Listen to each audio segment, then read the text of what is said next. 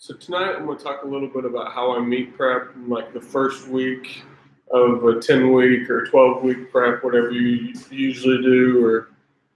Um, so what I usually do is I work off of a percentage. So say my one rep max or someone's one rep max is 500 pounds on a given lift. So basically for the first week, you're working off a lower percentage, so like 65% of that one rep max for sets of 10. Okay. And then every week after that, you increase the weight by a certain percentage 4%, 3%, 5%, and then you decrease the amount of reps. So you'd go from like 10 reps to 2 sets of 8, 2 sets of 6, so on, so forth. I'm just going to run through like my normal. This would be like the start of my 11 week, or it's actually usually, it's considered 11 week because the 11th week is the day of the meet. So that's like your one rep max. You never attempt a one rep max during my style of meet prep.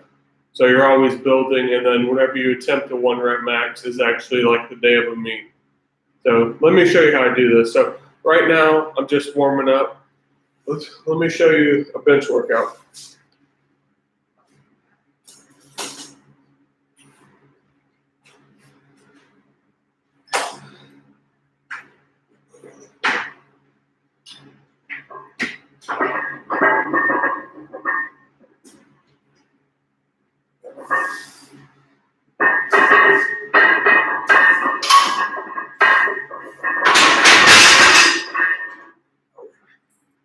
All right, so that would have been my last warm up.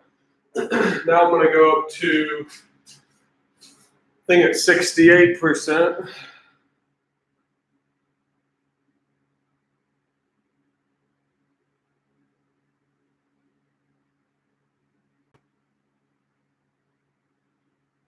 %. So my one rep max on bench is usually 440. Now I've lost weight, so my bench isn't going to be there. I don't know what it is right now. Let's just say we'll decrease 10 pounds to be on the safe side because we want to make sure we get all the reps. So we're going to do 275. We're going to say that's 65%. So go ahead and do that. We're going to do 275 for 2 sets of 10. You always, for me, this is just what I've found to work the best. I've tried other methods. I've tried it was a squat bench.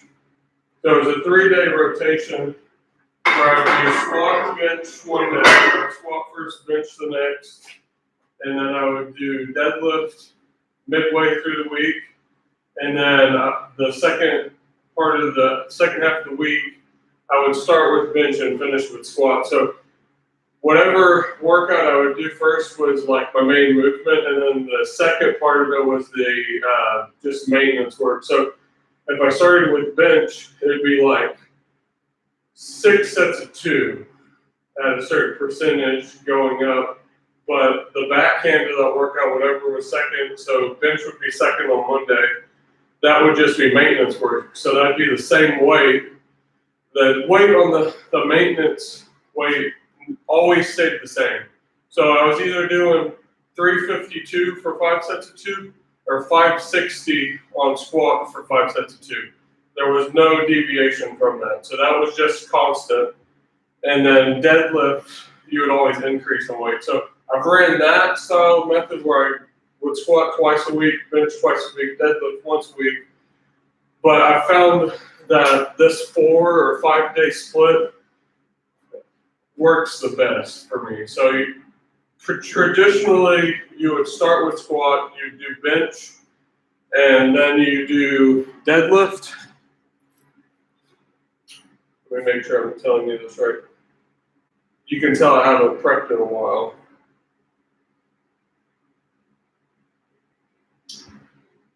Okay, so you first you would squat off your training percentage, then the next day is bench, then the next day is shoulders. So whatever that'd be like a Thursday, and then the next day is your deadlift workout, and then after that's accessory. So it's a 5 or 4 day. I would just make it work to whatever my work schedule was. So if I needed to like skip the accessory day, I would just add that on to another day, like just add it on bench, or maybe do half of it on bench, half of it on Thursday with shoulders. So I could change it from a 4 or 5 day split. So it just depends how I was doing that week. But traditionally, I like that setup a little more because it gave me a little bit more time between workouts to rest. So I would work like one bar part or one specific exercise once every 7 days. So it worked a little better. All right, let me do this real quick. So this would be my week 1 working set. You always start with your main movement. If you're squat, benching, or deadlift, you're going to do it in the traditional fashion. You're not going to just start with like incline bench, close grip bench. You want to train how you compete. So start with traditional flat bench.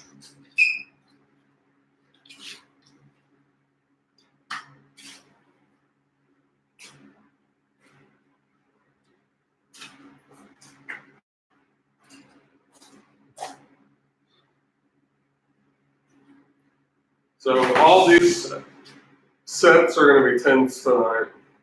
The main working movements.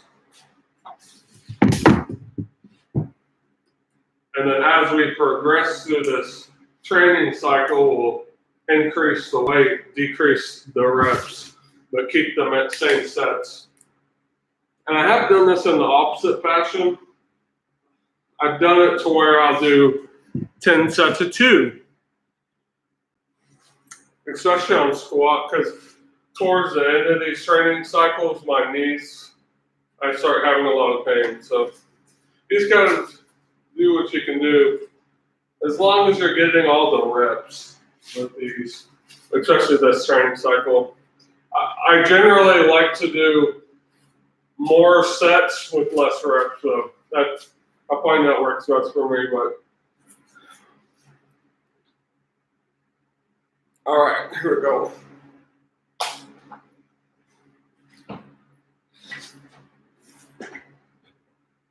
Now, I always pause the last rep, but the first 9 reps are just touch and go.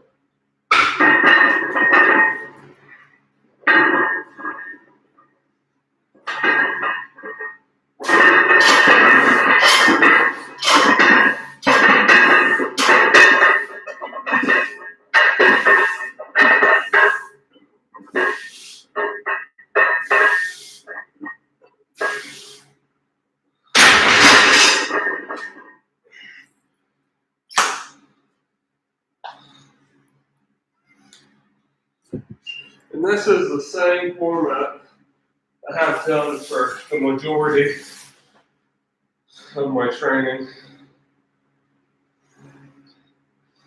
I've done the same thing over and over, and it has never failed me. Each time I do this training cycle like this, I get stronger and I've had a bigger total every time. I've tried other things, and I didn't do as good in the meet. I didn't have as good of a prep.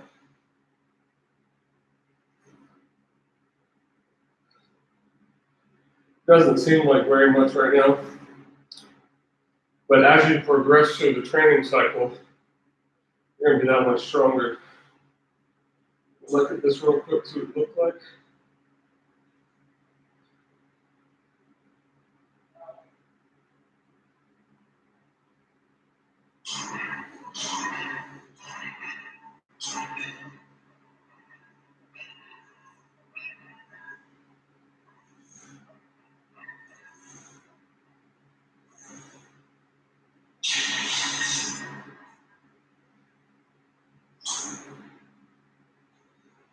Not too bad.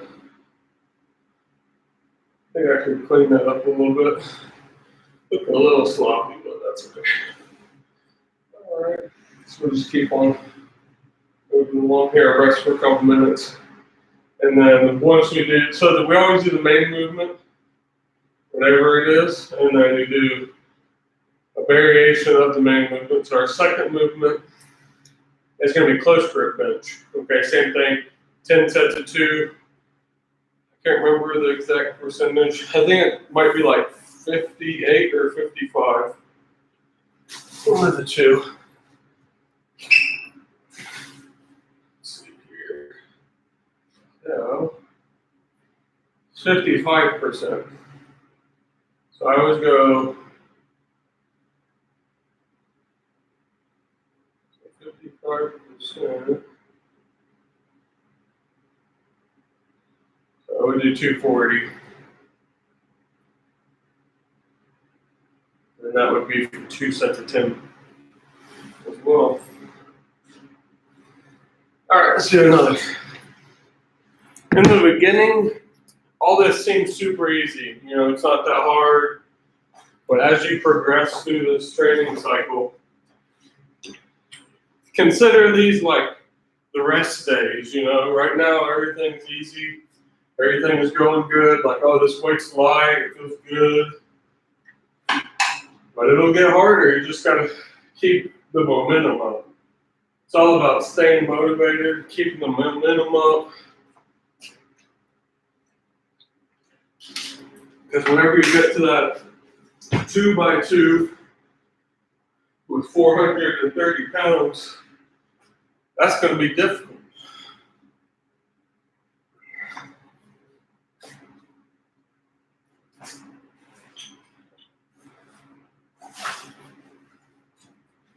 I do like this training method. It gives you more rest time between workouts, so you're not just killing yourself all the time. And it's always worked for me. I highly recommend it. Consider this a freebie. I should charge people for this type of private information, letting people know my secrets. All right, so we're going to do our second set here. A good song.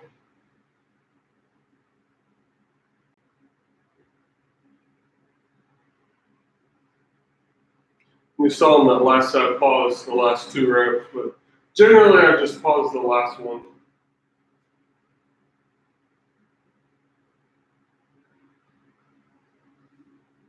And I usually, whenever I try and pause over rep. But with this program, specifically designed for touch and go reps.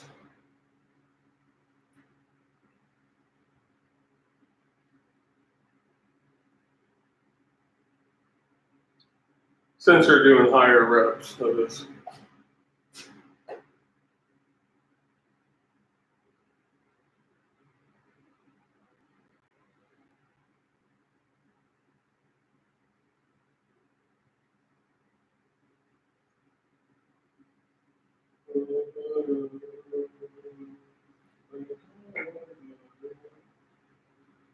Yeah, I'm gonna have to start using this again.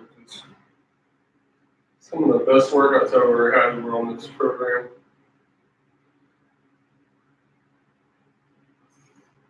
I kind of developed this on my own. It's bits and pieces of other workouts, and I just kind of fabricated it myself to make it work for me in my schedule. And it's always worked. Every time I do a rotation through it, I've always had a better meet the next time. I've always gotten stronger. I've tried other programs, and I got half-assed results. Here we go.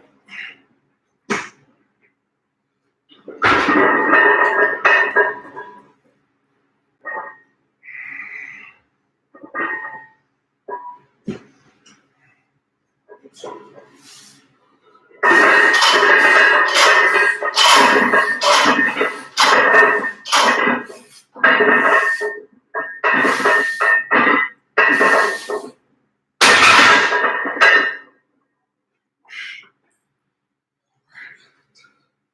we call it touch and go. So that concludes my first two sets. Now we're going to decrease the weight, do the close grip. Now close grip, the way I get the most out of my close grip, you got to pause every rep.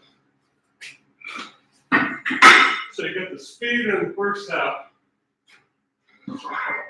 by doing the touch and go, and then you're going to work through the actual movement.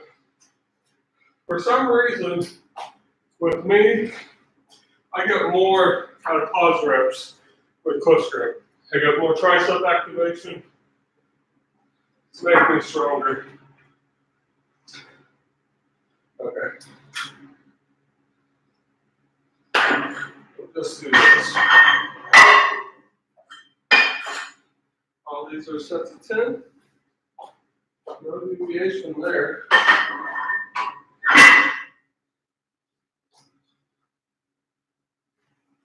First rep, first week, all your lifts are basically all sets of 10.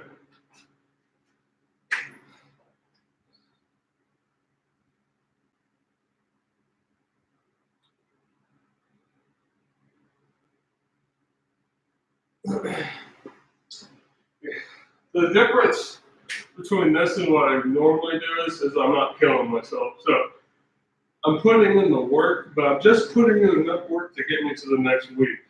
I'm not overdoing it in the first week, draining myself so I'm tired in the second. I'm doing just enough to build upon. That's what the difference is here.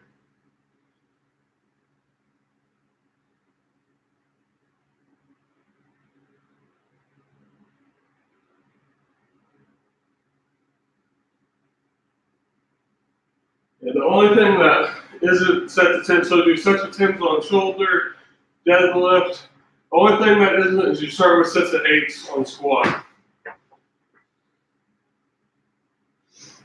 And that's just, I specifically did that because doing 10s for me on squat, I get a lot of pain from. So I tried to decrease the reps just a little bit just to save some so I'm not getting injured in the first week.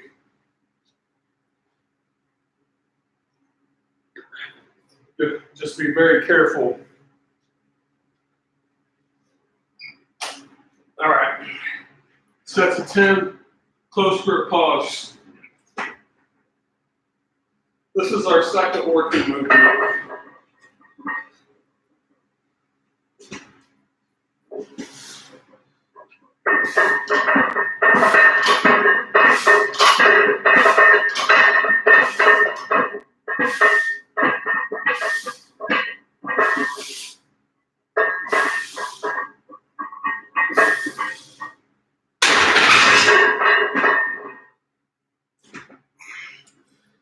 Again, it doesn't look like much, but this is why we build up. So you start low, you add weight, decrease the reps. It's all linear progression.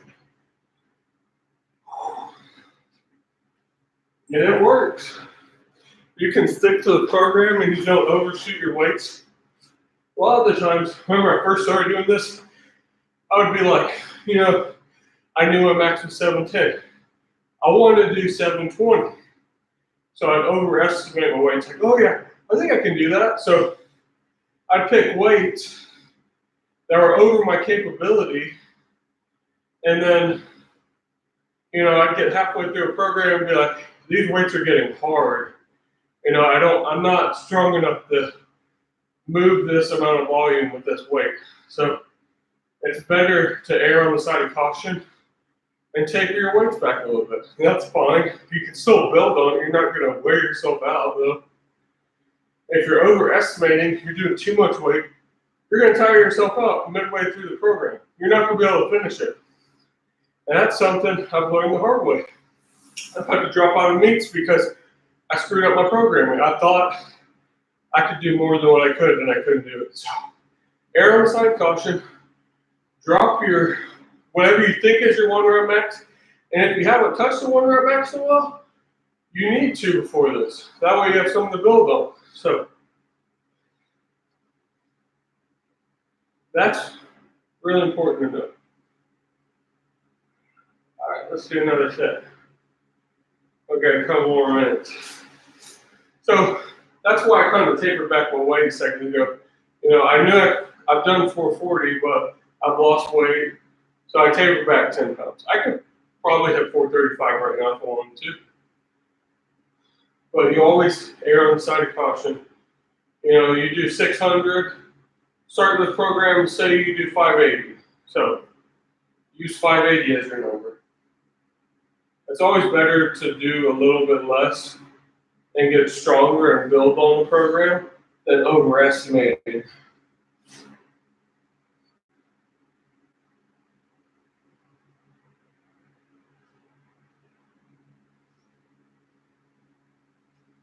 All right.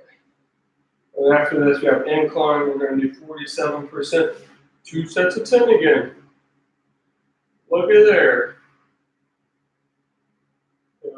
Say 435 times 47, so 204. Exactly.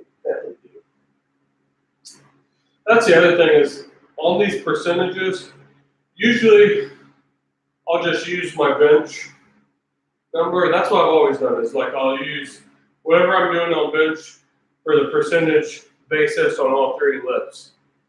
Because I don't necessarily max out on incline. You know, I don't know what my 1 rep max on incline is. So, you know, I use an appropriate percentage. I'm not going to do anything too crazy. And you use these percentages to build off.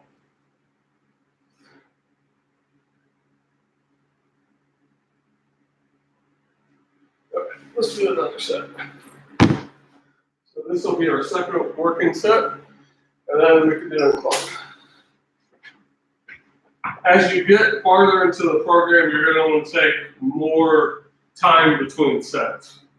So right now, they seem like they're going really fast, because they are. I don't need much weight, like rest right now. This isn't bad.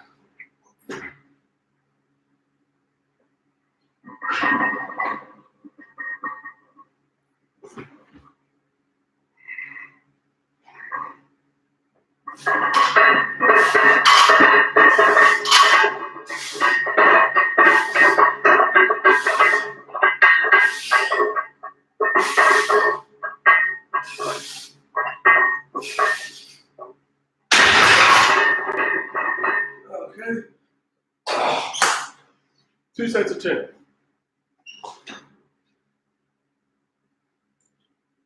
Okay. So now we're going to set up for incline bench. A lot of people, especially during meet prep, think that you have to do a whole bunch of volume. Well, what you're really doing is just tiring yourself out. That's all you're doing. You're not, if you're doing a bunch of volume and reps, when are you really making any progress off of that? You're just wearing yourself down when you should be building up.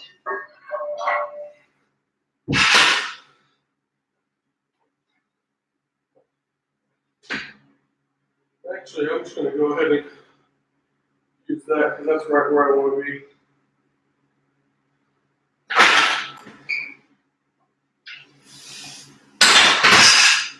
Yeah. There we go.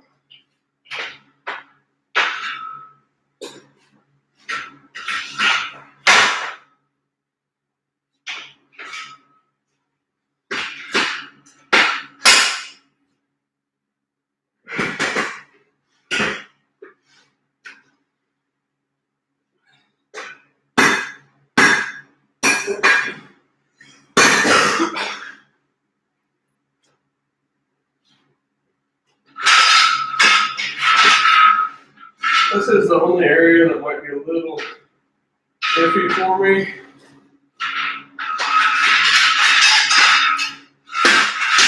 I actually did incline bench pretty recently. My shoulders just haven't really felt the same since I did that. So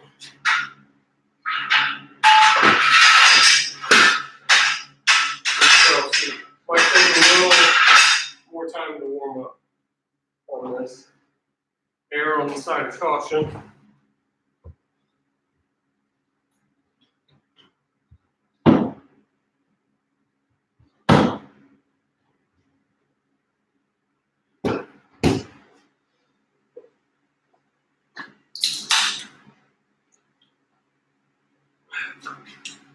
Sparkling water.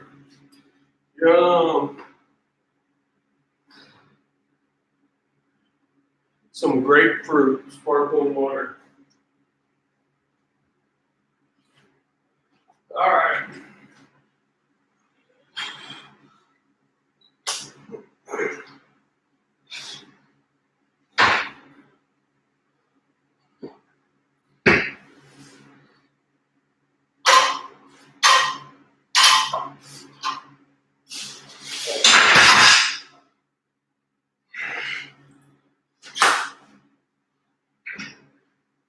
Just as I suspected, I was a little off, but that felt fine. All right. I think I'm good just to go ahead and jump right into it. Now, these reps, I never really do pause because I don't want to pause at the bottom.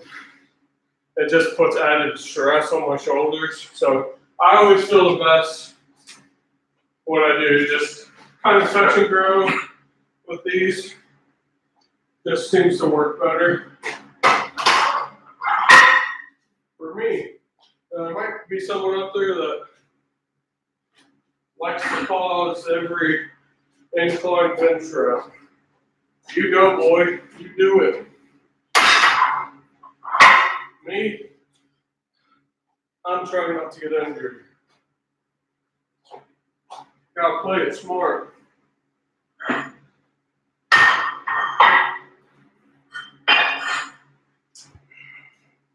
You gotta do you, boo-boo.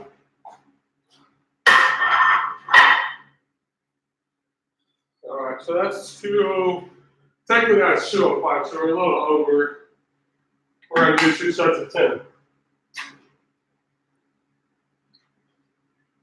Like everything else, minus squat. There it is, 2 sets of 10.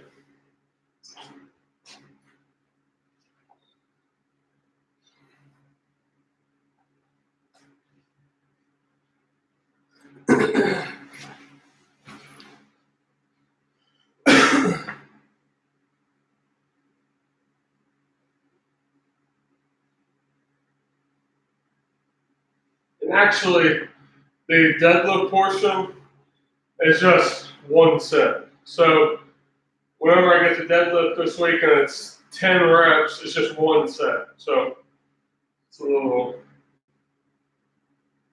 Deadlift would start at about 73, 74% for 1 set of 10. So just as a safe number, I pulled 720 in the meet. So, I would taper back a little. I would say 690. Okay, times 0.73. So my first day of deadlift, I have to do 1 set of 10 at 503 pounds. So every week after that, linear progression, slowly increase the percentage, decrease the weight. So you're slowly building each week. You're not tiring yourself out doing too many reps. Usually you see me in here and I'm doing 10 sets, something, 10 sets of 2. But this you want to build on. I'm not trying to just beat myself up.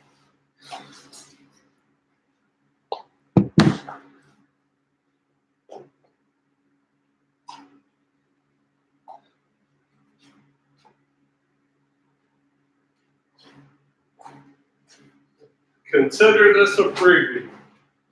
Usually don't give out my personal training information.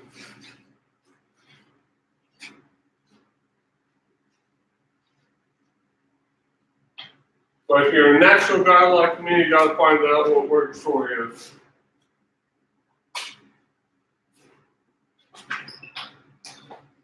All right, so here we go. This is our last main working movement. 2 sets of 10.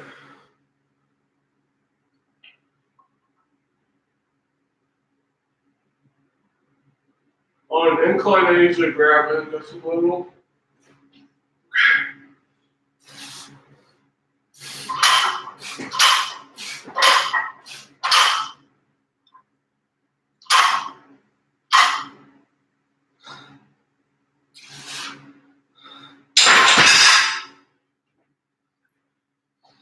Not too bad. Actually feels really good. Just feels like a fresh start, you know? You gotta build on something, you're not hurting yourself, doing a lot of weight that really you shouldn't be touching all the time.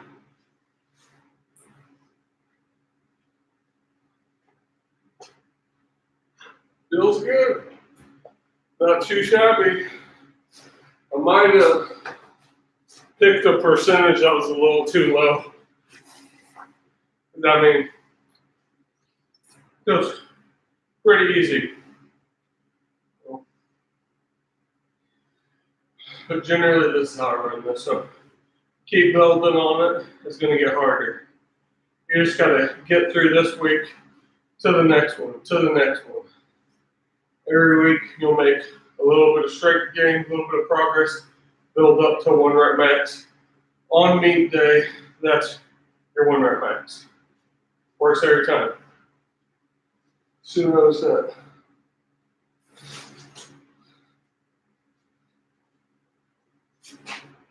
Feels like nothing right now, but it'll sneak up on you.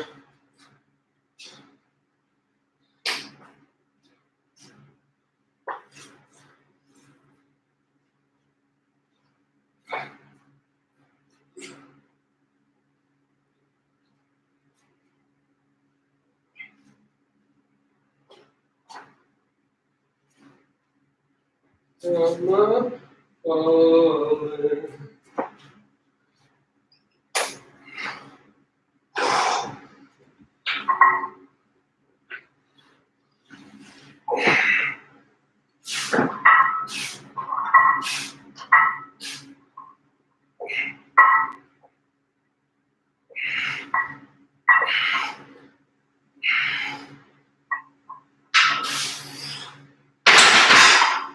I don't recommend pausing like that all the time, but last rep you got to, right?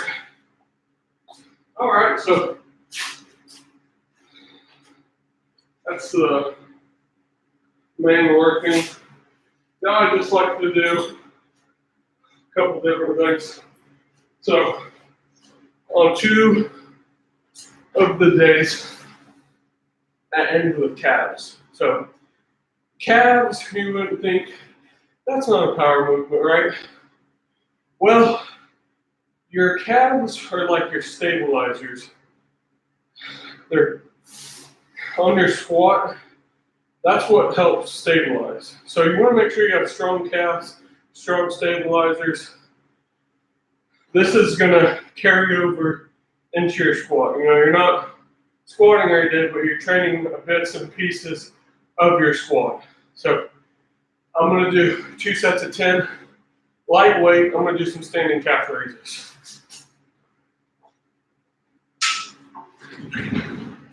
And then you always want to make sure your core, your abs are strong. So we always finish with abs. Same thing, 2 sets of 10, 2 sets of 12, 2 sets of 15, 3 sets of 10.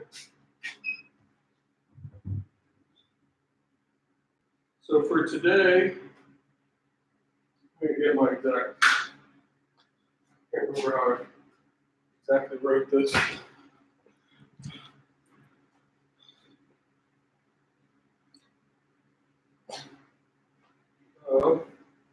day. So standing calf raises, 3 sets of 10, abs, 3 sets of 10. Abs can do whatever variation you want, okay? What I usually do is like a seated leg raise or crunch. So I'll be here on the bench. I'll bring my legs here. That's what I generally do. That's what works for me. So on calf raises, it's going to be, I got some options here. I kind of want to do the yoke bar because that always hits my calves the best. You don't have to hold on to the bar. So I think that's what I'm going to do, even though I have to take all the weight off of here now. But I'm going to do what's most comfortable. I don't want to get into it.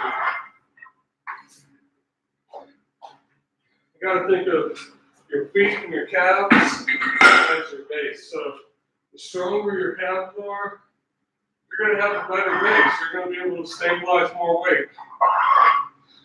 That's the closest thing to the floor, and it's exerting all that force against the floor. So calves are just stabilizing.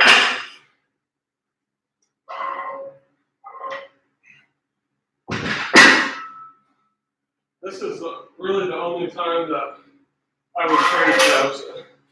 And I got this from Ed Cohn. If you don't know who he is,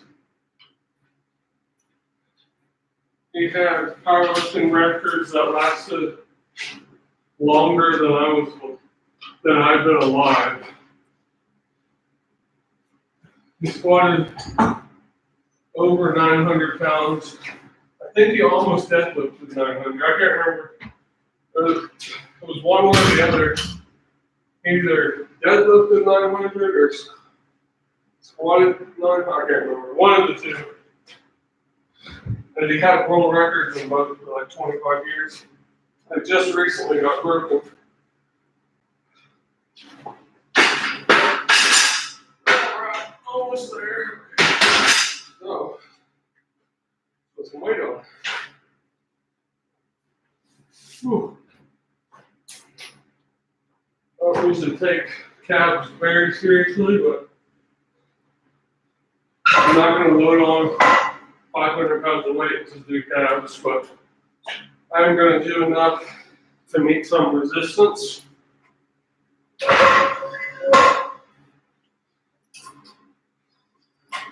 But by no means am I going to kill myself over doing calves. This is just, the rest of this is just accessory work. We just want to build on what we already have. Okay. What I usually like to do is squeeze these through here. Now I can take my hands off the weight. Oh, one more thing here. Put a little added emphasis there. We're going to slide this 2x4 through.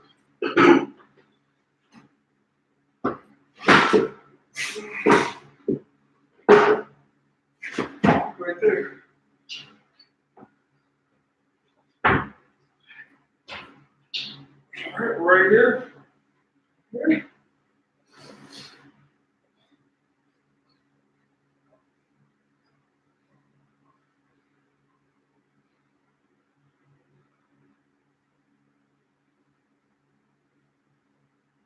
There you go. Just a little bit of added emphasis. Feels good. I'll probably just keep doing that. Honestly, I can't remember the last time I did do calf raises, so. This whole programming, though, just makes you more well-rounded. So you're training a little bit of everything every day. You know, you're not training the whole squat, you're training a piece. You know, your core always needs to be strong.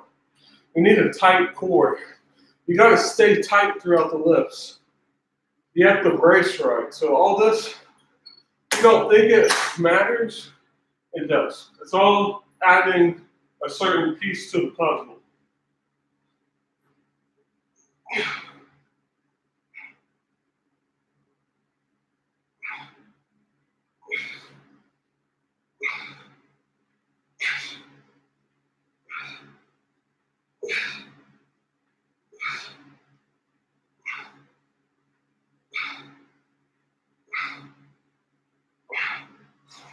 All right, here's a couple of extra reps. Getting started. Okay, let's keep rotating through here. I'm not going to add weight. I'm going to do the same weight. Trying to get the most out of these sets. I don't need to add a whole bunch of weight too.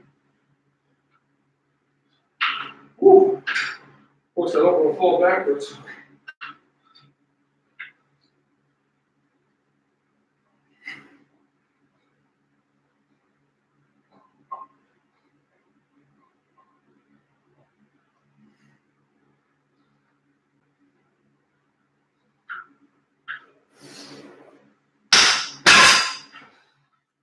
You just kind of got to do what works for you, but just do the program. If you can stick to this, I promise you'll add a lot of weight to your total.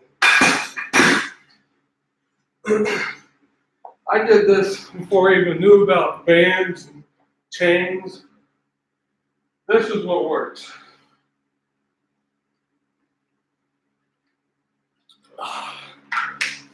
All right. Do some work. Abs here.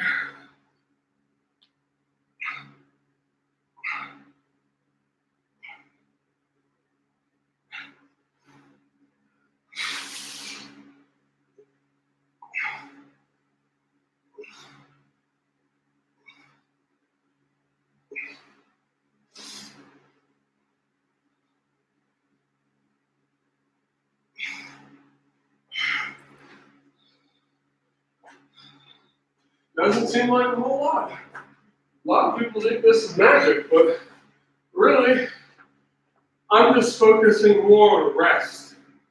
Rest between exercises, okay? You're taking more time to rest, to work at training different things. You're only doing an exercise once a week, main movements, accessories vary throughout. But it works. You can stick to this, it works. All right, this is our last set of calf raises. Let's go 10. And honestly, I think my calves are going to be sore because I can't remember the last time I did a calf raise.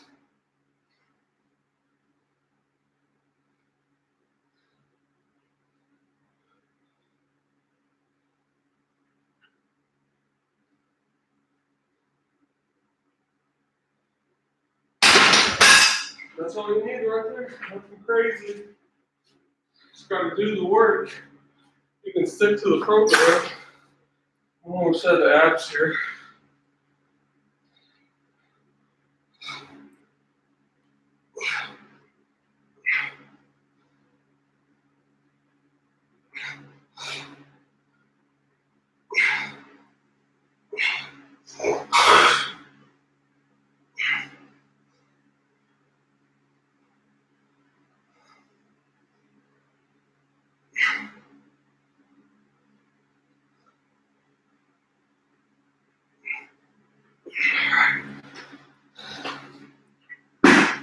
Really, there might be someone that works, 4 days a week.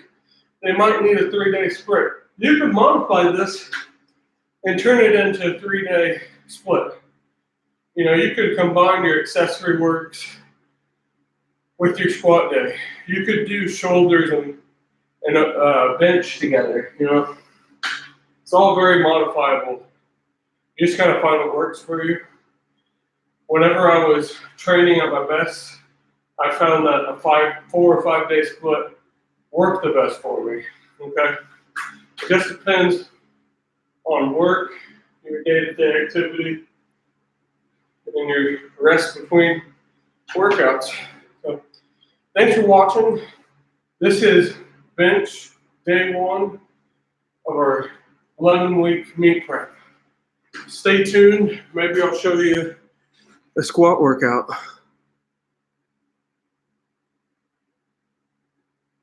Oh, there's the end button. See you later.